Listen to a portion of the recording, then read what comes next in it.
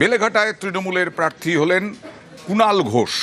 কুণাল ঘোষ এর আগে রাজ্যসভার সাংসদ ছিলেন, তারপরে আবার বিধানসভায় এবার প্রার্থী তৃণমূলের কুণাল ঘোষ।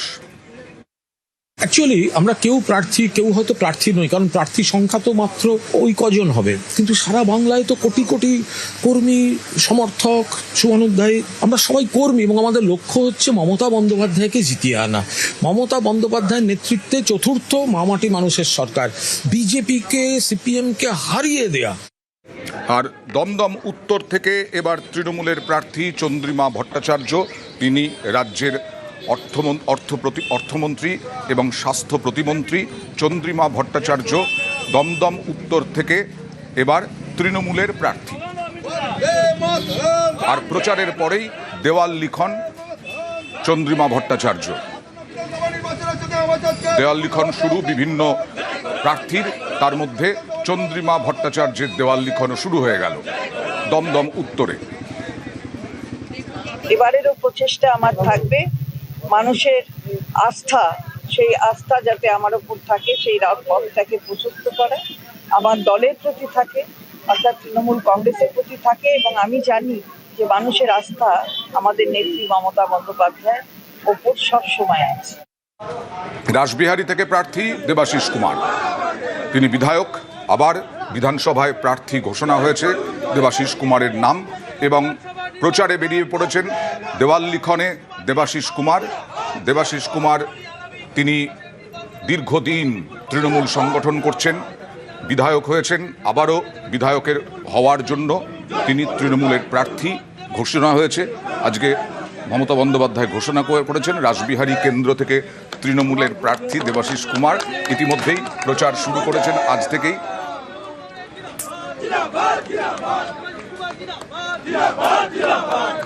আর সোনারপুর দক্ষিণ থেকে লাভলি মৈত্রই আবারও প্রার্থী। লাভলি মৈত্র আবারও প্রার্থী সোনারপুর থেকে। সোনারপুর দক্ষিণে প্রার্থী লাভলি মৈত্র, তিনি বিধায়ক, আবারও বিধানসভায় তার নাম ঘোষণা প্রার্থী হিসেবে তৃণমূলের। গত 5 বছর আমাদের নেত্রী, আমাদের মুখ্যমন্ত্রী যেভাবে মানুষের জন্য নতুন নতুন উন্নয়ন এনেছেন, প্রকল্প এনেছেন, সেই প্রকল্প, সেই উন্নয়নকে দিদির প্রতিনিধি হিসেবে আমি সঠিকভাবে মানুষের কাছে পৌঁছে দিতে পেরেছি এবং সেই জায়গা থেকেই আমরা আশাবাদী মানুষ আমাদের পাশেই থাকবে, আমাদের দুহাত ভরে আশীর্বাদ দেবে, আমাদের সমর্থন দেবে।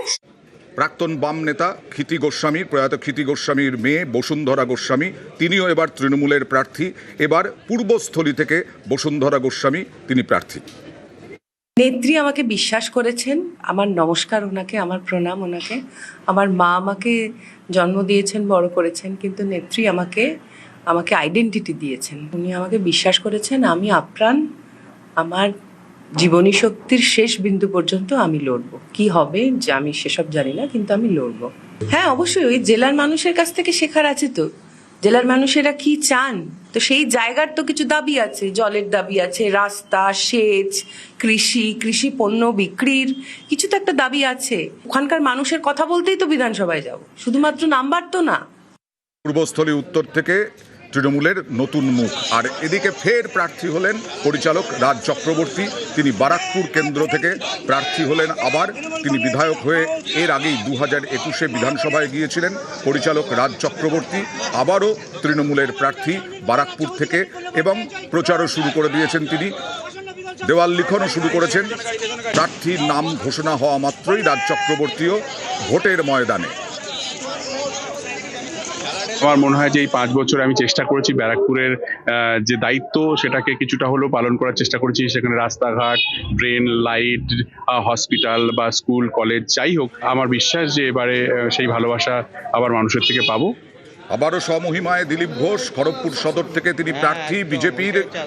দিলীপ ঘোষের উল্টো দিকে প্রদীপ সরকার তৃণমূলের প্রার্থী। দীর্ঘদিন ধরে ওখানে তৃণমূলের হয়ে সংগঠন করছেন, চেয়ারম্যান ছিলেন খড়গপুর পুরসভার। খড়গপুর সদরে তার প্রতিদ্বন্দ্বী, অর্থাৎ দিলীপ ভার্সেস প্রদীপ হতে চলেছে খড়গপুর সদরে 26-এ। এবার ভোটে সংগঠনে বাজি তৃণমূলের, সেই সংগঠনেই জোর। আর প্রদীপ সরকার সংগঠনেরই বহু দিনের কর্মী তৃণমূলের। গতবারের থেকে আমরা এবার শিক্ষা নিয়েছি। আশা করব খড়গপুরের মানুষ নিজেই উপলব্ধি করেছে, আগামী দিন খড়গপুরের মানুষ মমতা বন্দ্যোপাধ্যায় আশীর্বাদ ধন্য প্রার্থীকে অবশ্যই জয়যুক্ত। আপনার অপোজিটে তো হেভিওয়েট নেতা রয়েছে দিলীপ ঘোষ, কি বলবেন? দিলীপ ঘোষ তো এর আগেও খড়গপুরে জিতেছিলেন, কিছুই খড়গপুরে করেনি। হিরণ জিতেছে, কিছু করেনি। আমাদের কাছে দিলীপ ঘোষ ফ্যাক্টর না, আমাদের লড়াই বিজেপির সাথে, এবং আমরা দিলীপ ঘোষকে খড়গপুরে হারাবো। আর তৃণমূলের পুরনো কর্মী সব্যসাচী দত্ত, যিনি বিধাননগর পুরসভারও ভাইস চেয়ারম্যান, সেই সব্যসাচী দত্ত এবার তৃণমূলের প্রার্থী তালিকায়।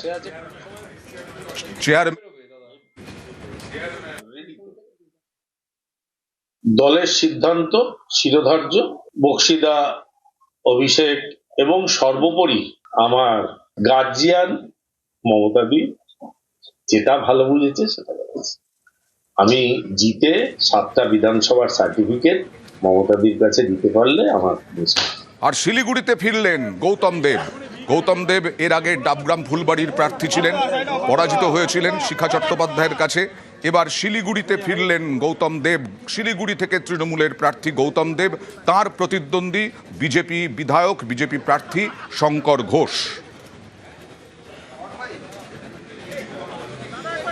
এই বাড়িতে আমার জন্ম, মাতৃভূমিতে ফিরতে চেয়েছিলাম, মাতৃভূমিতে ফিরিয়ে দিয়েছে দলনেত্রী মমতা বন্দ্যোপাধ্যায় এবং আমাদের দলের second in command Abhishek Bandyopadhyay. আমি অত্যন্ত কৃতজ্ঞ। আমি আমার জীবনের শেষ রক্তবিন্দু দিয়ে মাতৃভূমির প্রতি আমার যে ঋণ, শিলিগুড়ির মানুষের প্রতি এই দায়বদ্ধতা নিয়েই আমি আগামী দিনে কাজ করব, মানুষের জন্য কাজ করব। মাঝরাতে বড় রদবদল, নজিরবিহীন রদবদল, এবং তারপরে পুলিশেও রদবদল। এই নিয়ে মুখ্যমন্ত্রী আবারও কড়া আক্রমণ করলেন নির্বাচন কমিশনকে। মুখ্য নির্বাচন কমিশনারকে চিঠি। কাউকে কাজে লাগিয়ে সুপার উস্তমের মতো বিহাইন্ড দ্য সিন মধ্যরাতে গুপ্ত তাণ্ডব করছে। আগে নিয়ম ছিল আমাদের স্টেট গভর্নমেন্টের কাছে লিস্ট চাইতেন, আমরা 3টে করে নাম পাঠাতাম, তার থেকে ওনারা সিলেক্ট করতেন। এই সুমোটো যেন মগের মুলুক, যেন দিল্লি কা লাড্ডু, যেন জমিদার জোরদার। সোমবার প্রথমে ধর্মতলায় চড়া সুর, তারপর মুখ্য নির্বাচন কমিশনারকে চিঠি। চিঠিতে মমতা বন্দ্যোপাধ্যায় লেখেন, নির্বাচন কমিশন 15ই মার্চ এবং 16ই মার্চ নির্দেশিকা জারি করেছে। রাজ্য প্রশাসনের একাধিক সিনিয়র অফিসারের একতরফাভাবে বদলি করা হয়েছে এবং অনেককে পদে বহাল রাখা হয়েছে। এই ধরনের বদলিগুলির ক্ষেত্রে কোনো জোরালো কারণ বা নির্বাচন সংক্রান্ত কোনো নিয়ম লঙ্ঘনের উল্লেখ করা হয়নি। ভারতের সংবিধানের 324 নম্বর অনুচ্ছেদ অনুযায়ী নির্বাচন পরিচালনার পূর্ণ দায়িত্ব নির্বাচন কমিশনের উপর। 1950 ও 1951 সালের জনপ্রতিনিধিত্ব আইনেও নির্বাচনী প্রক্রিয়া পরিচালনার ক্ষেত্রে কমিশনের কর্তৃত্বের কথা উল্লেখ রয়েছে, কিন্তু সেই সাংবিধানিক ক্ষমতা প্রয়োগের ক্ষেত্রে এর আগের নির্বাচনগুলিতে রাজ্য সরকারের সঙ্গে পরামর্শ করেছে কমিশন। আশা করি সংবিধানের মূল ভাবনা মেনে কমিশন নিজের ঐতিহ্য, সুনাম এবং প্রাতিষ্ঠানিক গুরুত্ব রক্ষা করবে। মুখ্যমন্ত্রীর এই চিঠির পরদিনই পুলিশ প্রশাসনে ফের ধাক্কা কমিশনের। ভোট ঘোষণার 48 ঘন্টার মধ্যে রাজ্য পুলিশ প্রশাসনের মূল ধাঁচাটাই বদলে দিল নির্বাচন কমিশন। রবিবার বিকেলে ভোট ঘোষণা, রবিবার মাঝরাতে বেনজির বদল। মুখ্য সচিব ও স্বরাষ্ট্র সচিব বদলে দেয় কমিশন। তারপর সোমবার আরও 3 গুরুত্বপূর্ণ পদে বদল, রাজ্য পুলিশের ডিজি, এডিজি আইন শৃঙ্খলা এবং কলকাতার পুলিশ কমিশনার। এরপর মঙ্গলবার আবারও বদল, এডিজি দক্ষিণবঙ্গ, এডিজি উত্তরবঙ্গ, 4 কমিশনারেটের সিপি এবং 12 জন এসপি। কলকাতা পুলিশের ডিসি সেন্ট্রাল পদেও বদল। বিজেপির কমিশনকে বলবো ক্ষমা করবেন, ব্রিলিয়ান্ট খেলা খেলছেন। নোটিফিকেশন হলো না এখনো ইলেকশনের, তার মধ্যে চিফ সেক্রেটারি থেকে শুরু করে, হোম সেক্রেটারি থেকে শুরু করে, ডিজি থেকে শুরু করে, এডিজি ল অ্যান্ড অর্ডার থেকে শুরু করে, সিপি থেকে শুরু করে, সমস্ত কমিশনার থেকে শুরু করে, এসপি থেকে শুরু করে সব চেঞ্জ করে দিলেন। তা খেলাটা বিজেপির কথায় মেঘের আড়াল থেকে কেন খেলছেন? সরাসরি খেলুন, দরকার হলে প্রচারে নামুন। সব আইনি যখন ভঙ্গ করেছেন, সব বিধি যখন ভঙ্গ করছেন, তখন সরাসরি প্রচারে নেমে মঞ্চ করে মিটিংটাও করুন। এডিজি দক্ষিণবঙ্গ ছিলেন রাজীব মিশ্রা, তার জায়গায় এলেন রাজেশ কুমার সিং। এর আগে তাকে দুবার কম্পালসারি ওয়েটিংয়ে পাঠানো হয়েছিল, একবার বাম আমলে, আরেকবার তৃণমূল জমানায়। এডিজি উত্তরবঙ্গের চেয়ারে বসানো হলো কে জয়রামনকে। দুর্নীতির অভিযোগে এক জেলা শাসককে গ্রেপ্তার করেছিলেন, তাকে কম্পালসারি ওয়েটিংয়েও পাঠানো হয়েছিল। একই সঙ্গে 4 কমিশনারেটের সিপি বদল করা হয়েছে। বারাকপুরের পুলিশ কমিশনার ছিলেন প্রবীণ ত্রিপাঠী। এর আগে তিনি নানা গুরুত্বপূর্ণ পদে কাজ করেছেন। সেই প্রবীণ ত্রিপাঠীকে সরিয়ে নতুন পুলিশ কমিশনার অমিত কুমার সিং, যিনি 2009 ব্যাচের IPS officer. Howrah police commissioner ছিলেন আকাশ মাগারিয়া। এর আগেও তাকে ভোটের আগে সরানো হয়েছিল। এবার আকাশ মাগারিয়াকে সরিয়ে আনা হয়েছে 2005 সালের আইপিএস অখিলেশ কুমার চতুর্বেদীকে। বদল করা হয়েছে চন্দননগরের পুলিশ কমিশনার কোটেশ্বর রাওকে। তার জায়গায় নতুন পুলিশ কমিশনার সুনীল কুমার যাদব, 2009 ব্যাচের আইপিএস অফিসার। আসানসোল দুর্গাপুরের পুলিশ কমিশনার ছিলেন সুনীল কুমার চৌধুরী। তার জায়গায় নতুন পুলিশ কমিশনার প্রণব কুমার, তিনি 2003 ব্যাচের IPS officer.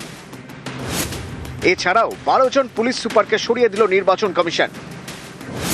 Diamond Harbour police জেলা, বারাসাত পুলিশ জেলা, ইসলামপুর পুলিশ জেলা, মুর্শিদাবাদ পুলিশ জেলা, বসিরহাট পুলিশ জেলা, পূর্ব মেদিনীপুর, বীরভূম, কোচবিহার, মালদা, জঙ্গিপুর, পশ্চিম মেদিনীপুর, হুগলি গ্রামীণ। বদল করা হয়েছে কলকাতার ডিসি সেন্ট্রাল পদেও। ইন্দিরা মুখোপাধ্যায়কে সরিয়ে আনা হয়েছে ইয়েলওয়ার শ্রীকান্ত জগন্নাথ রাওকে। আগে যা সিট পেয়েছিল নিউজ 18 বাংলা। তার থেকে তলানিতে নামবে।